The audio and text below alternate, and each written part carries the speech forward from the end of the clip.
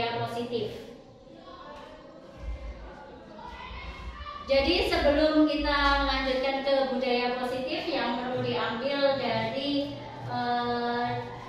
filosofi Ki Hajar Dewantara, yaitu dari kutipan buku Ki Hajar Dewantara seri 1 Pendidikan halaman 20. Adapun maksud pendidikan yaitu menuntun segala kekuatan kodrat yang ada pada anak itu agar mereka sebagai manusia dan sebagai anggota masyarakat dapat mencapai keselamatan dan kebahagiaan setinggi-tingginya. Maksudnya di sini adalah kebahagiaan anak itu lebih dipentingkan. Jadi pembelajaran itu harus berpihak pada anak.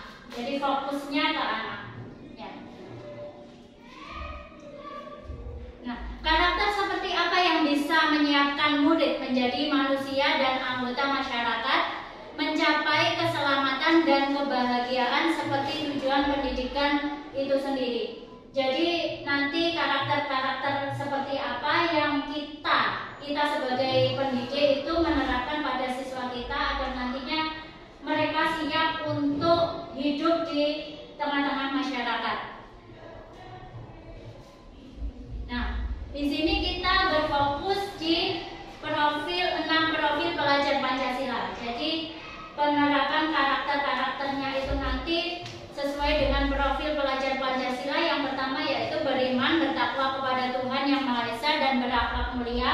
Yang kedua berkebinekaan global, bergotong royong, mandiri, bernalar kritis dan kreatif. Nah, ke budaya positif, budaya sekolah yang akan saya terapkan selama aksi nyata yang saya lakukan selama 4 minggu.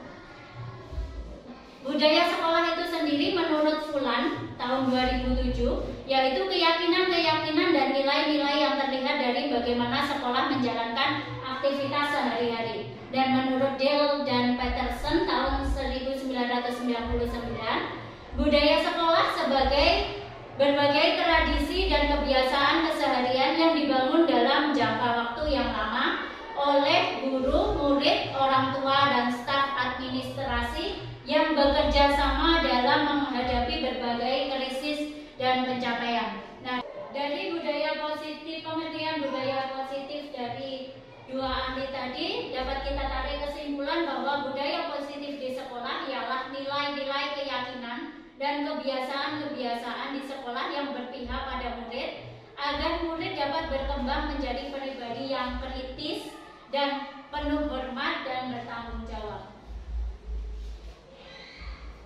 Nah, bagaimana guru harus memposisikan diri saat berhadapan dengan murid? Nah, ini tugas kita sebagai guru, bagaimana kita memposisikan diri. Itu nanti ada posisi kontrol kita sebagai guru, yaitu posisi kontrol sesuai dengan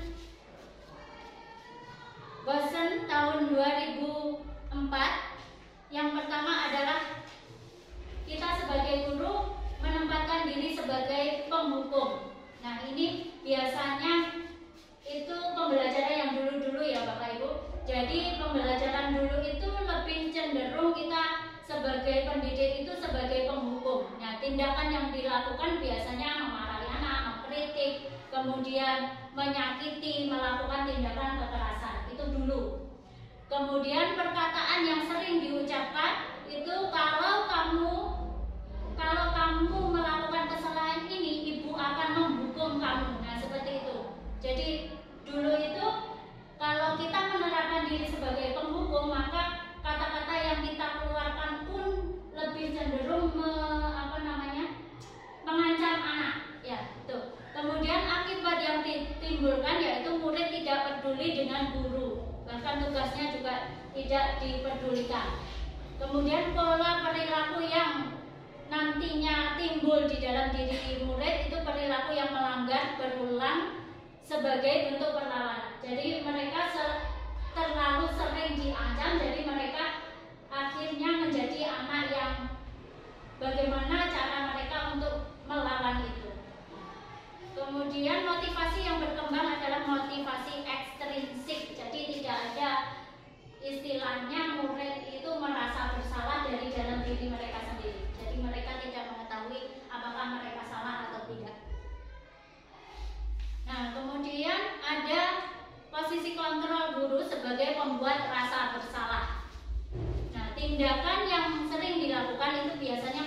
menyalahkan anak. Kalau anak melakukan kesalahan, cenderung guru itu lebih diam. Kemudian kalau tidak diam, ya menceramahi anak, membuat rasa bersalah dalam diri anak. Perkataan yang sering diucapkan itu, ibu kecewa sama kamu. Kenapa kamu membuat kesalahan? Biasanya kamu tidak seperti ini. Nah, itu yang sering diucapkan. Terus akibatnya adalah murid merasa dirinya bodoh atau nakal. Jadi karena gurunya sudah mulai, saya kecewa dengan kamu. Akhirnya mereka dalam diri mereka merasa bersalah, mereka merasa bahwa diri mereka bodoh, nakal, seperti itu. Pola perilaku yang timbul itu rasa rendah diri, jadi hilangnya rasa percaya diri pada siswa. Karena terlalu sering mereka merasa bersalah itu. Kemudian motivasi yang berkembang sama motivasi ekstrinsik. Jadi tidak ada yang timbul dari diri mereka merasa bersalah atau mengakui kesalahannya. Kemudian posisi kontrol kita sebagai teman, ini tindakan yang sering dilakukan adalah membuat pemakluman. Jadi siswa itu kalau membuat kesalahan biasanya dimaklumi. Ya wes, nggak apa-apa, lain kali jangan diulangi. Nah, itu. Kemudian ada perkataan lakukan demi bapak atau ibu. Jadi mereka kalau melakukan sesuatu itu karena bapak ibu gurunya membebankan atau memberikan tugas pada dia. Jadi tidak dengan inisiatif mereka sendiri, tapi bapak ibu gurunya yang meminta. Itu.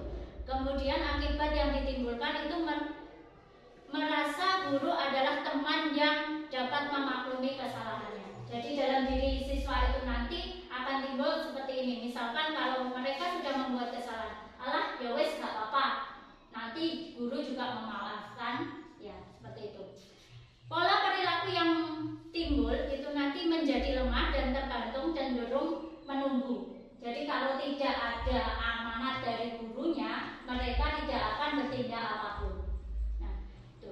Kemudian motivasi yang berkembang sama masih motivasi ekstrinsik. Dan selanjutnya posisi kontrol guru sebagai pengontrol. Nah, ini juga dibutuhkan untuk saat ini. Tindakan yang dilakukan itu memantau, mencatat. Jadi hanya sekedar memantau dan mencatat saja. Kemudian perkataan yang sering diucapkan adalah kamu sudah tahu aturannya kan? Artinya mereka harus mencari sendiri kesalahan apa, terus bagaimana solusinya, itu mereka mencari sendiri. Kemudian akibat yang ditimbulkan adalah murid mempertanyakan konsekuensi perbuatannya. Jadi bertanya-tanya saja karena gurunya tidak memberikan apa-apa. Tuh, kalau pengontrol. Kemudian yang ke pola perilaku yang ditimbulkan orientasi pada ganjaran atau hadiah. Jadi mereka melakukan itu hanya berfokus pada hukuman apa yang akan mereka terima dan hadiah apa kalau mereka berbuat baik, seperti itu. Kemudian motivasi yang berkembang sama juga motivasi ekstrinsik. Kemudian kontrol guru sebagai manajer ini sangat dibutuhkan. Jadi kita sebagai pendidik itu harus memilih kontrol sebagai manajer. Jadi tindakan yang dilakukan bertanya, membuat kesepakatan. Jadi di dalam budaya positif ini kita sebagai guru, seperti saya menerapkan di kelas 6 itu sebelum pembelajaran dimulai. Jadi awal-awal kita menerima peserta didik yang baru, maksudnya baru naik ya, dari kelas 5 menuju kelas 6, itu pada saat pertama kali sebelum kita mulai pembelajaran biasanya saya lakukan kesepakatan kelas. Jadi ada kesepakatan kelas. Keyakinan kelas itu nanti yang akan diyakini para peserta didik. Mereka sendiri yang buat kesepakatan dan konsekuensi apa yang mereka dapatkan setelah melakukan kesalahan atau tidak melaksanakan tugasnya dengan baik. Jadi mereka yang menghukum diri mereka sendiri, mereka yang membuat kesepakatan itu.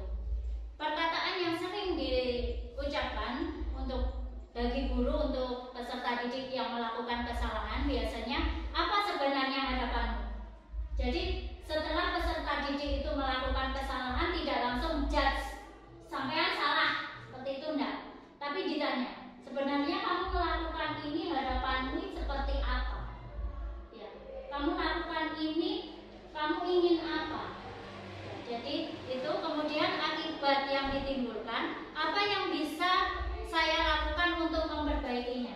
Jadi dari dalam diri siswa itu nanti akan timbul sendiri. Kalau mereka berbuat kesalahan, mereka akan berusaha untuk mencari atau memperbaiki kesalahan mereka itu sendiri. Pola perilaku yang ditimbulkan itu disiplin dari dalam diri. Jadi timbul sendiri dari dalam diri murid tanpa gurunya mengkode atau mengisyaratkan kamu harus seperti ini. Tidak, karena sudah ada kesepakatan kelas tadi.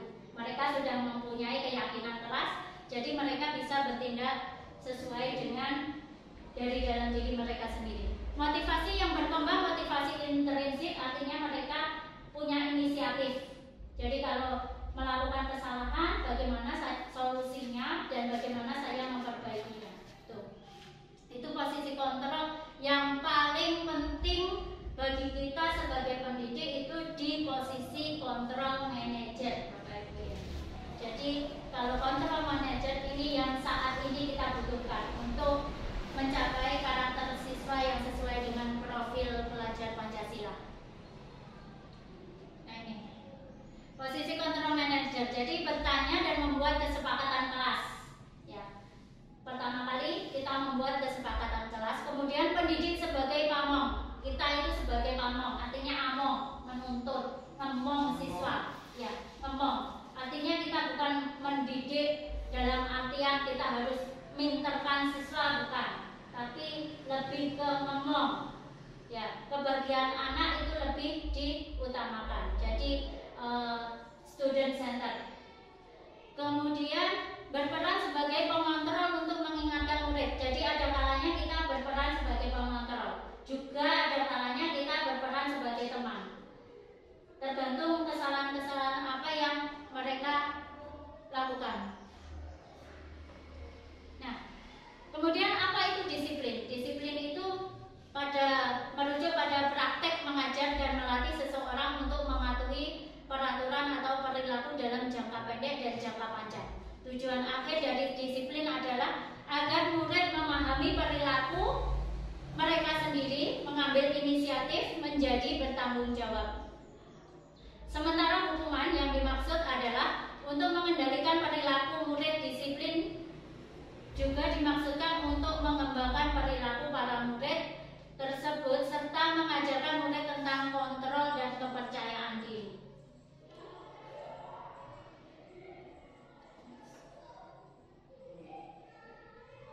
Nah, kalau siswa kita melakukan kesalahan, ini kita wajib untuk mengetahui bagaimana kita melakukan segitiga restitusi. Nah, restitusi itu apa? Restitusi itu usaha untuk menebus kesalahan, tetapi sebaiknya merupakan inisiatif. Ya, inisiatif dari siswa yang melakukan kesalahan itu sendiri. Itu yang dinamakan restitusi. Nah, kita sebagai pendidik harus melakukan segitiga restitusi. Yang pertama adalah menstabilkan identitas, menanyakan keyakinan, dan memvalidasi tindakan yang salah. Menstabilkan identitas. Ini berbuat salah itu tidak apa-apa. Jadi berbuat salah itu tidak apa-apa, asalkan siswanya itu nanti mengetahui kesalahannya.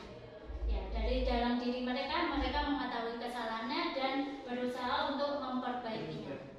Ya. Kemudian memvalidasi tindakan yang salah. Ini dengan pertanyaan. Kita buat pertanyaan. Padahal kamu bisa melakukan yang lebih buruk dari ini. Atau kamu pasti punya alasan mengapa melakukan hal itu. Jadi kalau siswa kita melakukan kesalahan, tidak langsung kamu salah atau seperti apa. Harus menanyakan. Sebenarnya kamu punya alasan apa melakukan hal seperti ini. Ya, itu. Kemudian menanyakan keyakinan.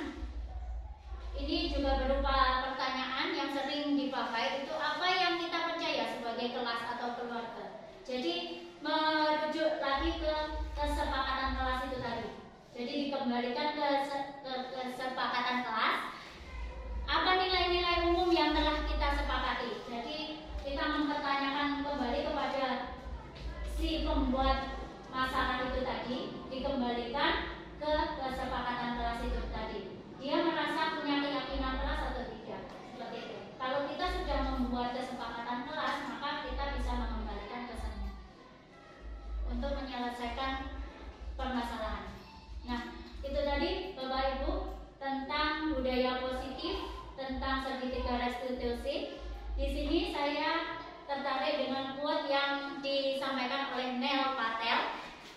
tidak bisa hanya menempatkan beberapa tombol beli di situs web lalu berharap pengunjung datang membeli.